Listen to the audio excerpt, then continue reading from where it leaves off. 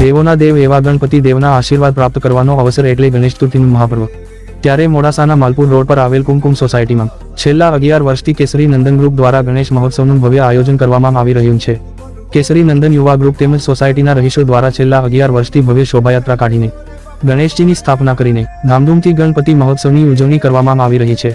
ત્યારે આ વર્ષે પણ ગણપતિ પંડાલમાં દરરોજ રાત્રિના ગણપતિને અલગ અલગ શણગાર કરવામાં આવે છે, તેમજ આયોજકો દ્વારા રાસ ગરબા, કથા, ભજન સહિતના ધાર્મિક કાર્યક્રમો યોજાય છે અને મોટી સંખ્યામાં ભક્તો આરતીનો લાભ લઈને વિનાયકના વધામણામ કરે છે।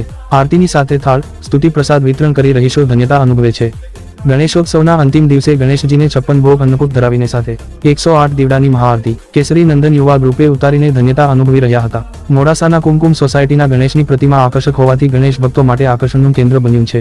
ત્યારે કેસરી નંદન યુવા ગ્રુપ આયોજિત ગણેશ મહોત્સવના વિઘ્નહર્તાના ભક્તો તેમજ શ્રદ્ધાળુઓએ 10 દિવસ સુધી આસ્થા અને શ્રદ્ધાપૂર્વક પૂજા અર્ચના, આરતી તેમજ વિવિધ કાર્યક્રમો યોજીને ધામધૂમથી ગણપતિ મહોત્સવની ઉજવણી કરી હતી। વૈભવ રાઠોડ, અરવલ્લી ન્યૂઝ, મોડાસા। મારું નામ ડાબી નરેન્દ્રસિંહ છે। અમે અહીંયા ગાડી છેલ્લા 11 વર્ષથી ગણપતિ દાદાનું આયોજન કરી રહ્યા છીએ। અમારું ગ્રુપનું નામ કેસરી નંદન ગ્રુપ છે। અહીંયા અમે વિવિધ 10 દિવસ સુધી વિવિધ નાના મોટા આયોજન ગ્રુપમાં કરતા કાર્યક્રમ કરતા હોય છે। રાસ ગરબા છે, પછી શું કે ઉઠાવે દોડક છોકરાઓને રમાડતા હોઈએ છીએ, પછી રમત ગમતનું આયોજન કરતા હોઈએ છીએ અને અહીંયા ગાડી નાના મોટા ઘણા બધા પ્રોગ્રામો નાના મોટા કરતા હોય અને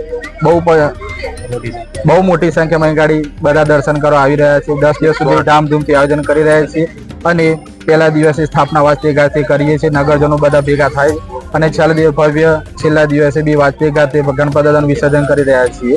ડીજેના તાલ સાથે ગણપતિ દાદાને વાજતે ગાતે વિદાય પણ કરીએ છીએ। આજે શું કાર્યક્રમ?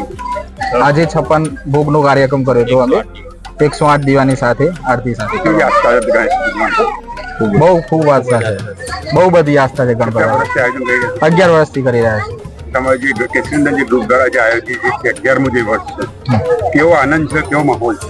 બહુ બધો આનંદ છે, પણ હવે એવું લાગે છેલ્લા દિવસ જયારે એમની વિદાય થાય ત્યારે આંખમાંથી પાણી નીકળી જશે કે ખાલી જતા રહેશે તો ખાલી ખાલી લાગશે પાછું અહીં ગાડી।